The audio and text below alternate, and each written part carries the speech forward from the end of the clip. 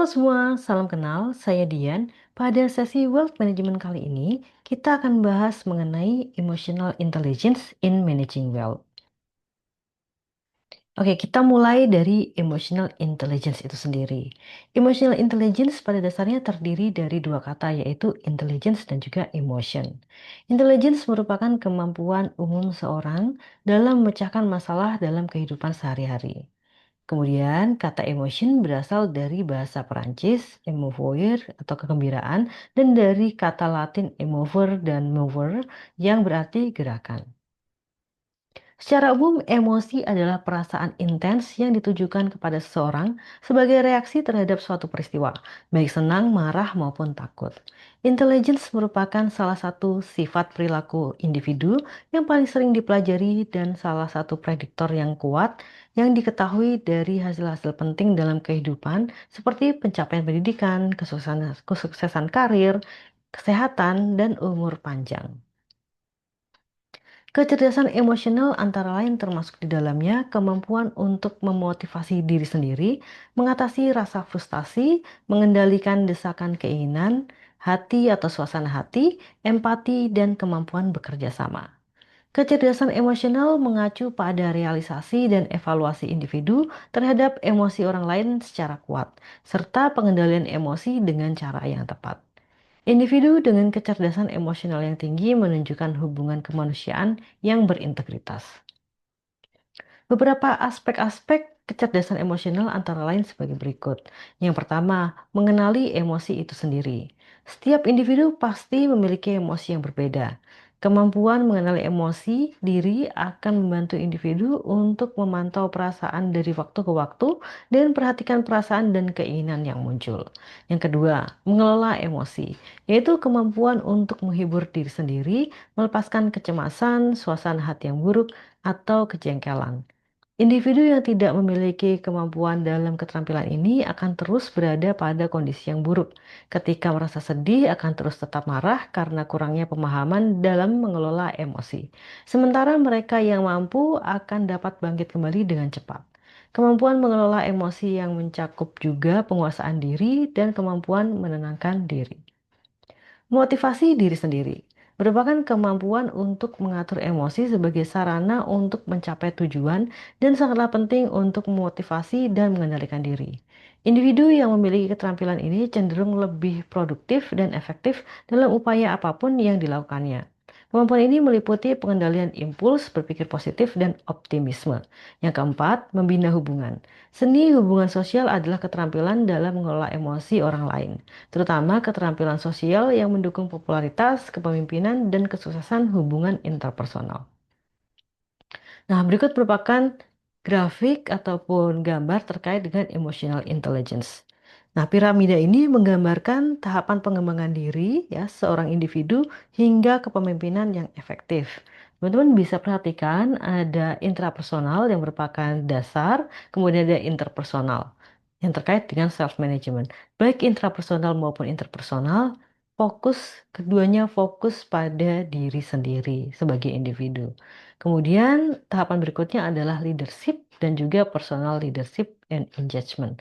Nah, baru pada tahap selanjutnya di leadership dan juga personal leadership tersebut, ya individu mulai terkait atau dikaitkan dengan orang lain ya atau individu di luar individu itu sendiri. Secara umum, terdapat tiga aspek psikologis yang mempengaruhi keputusan keuangan individu. Antara lain, yang pertama adalah emotional intelligence. Jadi, emotional intelligence ini sangat penting. Kemudian personality, dan juga yang terakhir adalah impulsiveness. Konsep psikologis. Individu yang memiliki kecerdasan emosional yang tinggi akan mampu menggunakan dan mengintegrasikan suasana hati dan emosi yang efektif. Individu yang memiliki kecerdasan emosional rendah seringkali mengabaikan atau salah dalam melakukan interpretasi suasana hati dan emosi sehingga tidak dapat memaksimalkan manfaat dalam hal tersebut. Model kecerdasan emosional oleh Meyer and Salovey yang terdiri dari 4 kompetensi berbeda antara lain yang pertama adalah perceiving emotion, yaitu mengenali sinyal emosional di wajah orang dan melalui saluran komunikasi lainnya. Yang kedua adalah using emotion, menggunakan emosi untuk meningkatkan pemikiran dan memecahan masalah. Kemampuan ini dapat melibatkan tindakan seperti memanfaatkan perasaan yang mengganggu untuk membantu penalaran, pemecahan masalah, dan juga pengambilan keputusan. Kemudian understanding emotion. Terkait dengan menganalisis emosi, memprediksi bagaimana keadaan emosi akan berubah seiring waktu dan mengevaluasi pengaruh emosi terhadap suatu hasil. Kemampuan ini juga mencakup penggunaan bahasa untuk menggambarkan perasaan dan emosi.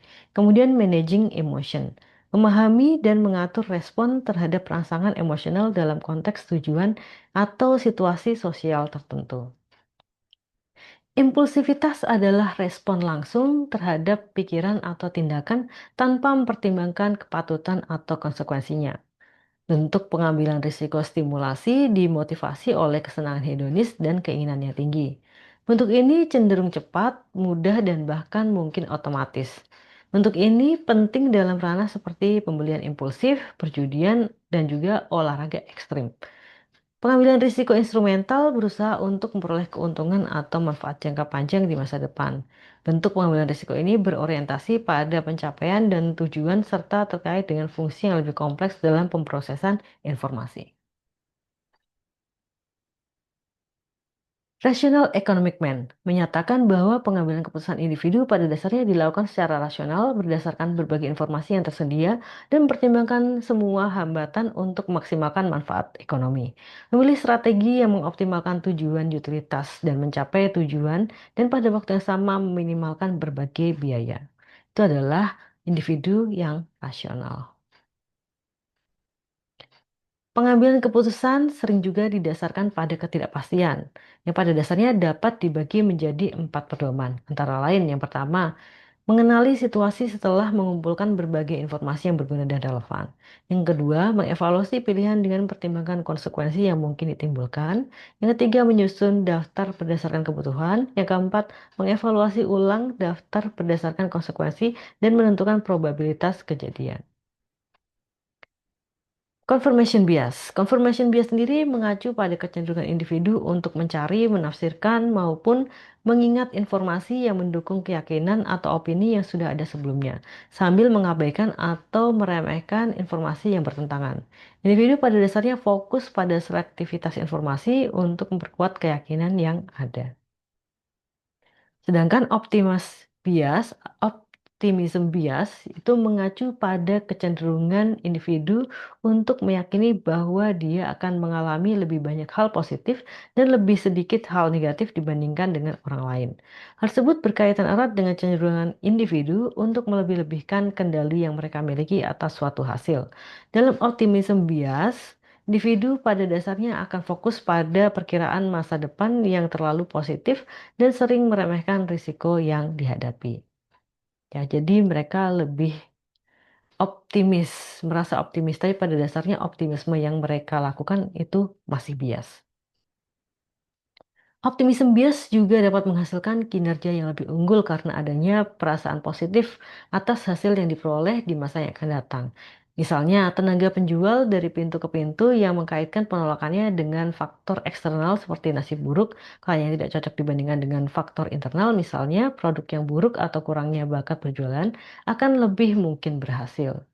Ya, karena dia sangat positif dan juga optimis akan apa yang dia kerjakan, dia akan fokus ke masalah eksternal dibandingkan dengan internalnya, sehingga karena dia merasa optimis dan positif, biasanya akan jauh lebih berhasil dibandingkan yang tidak optimis.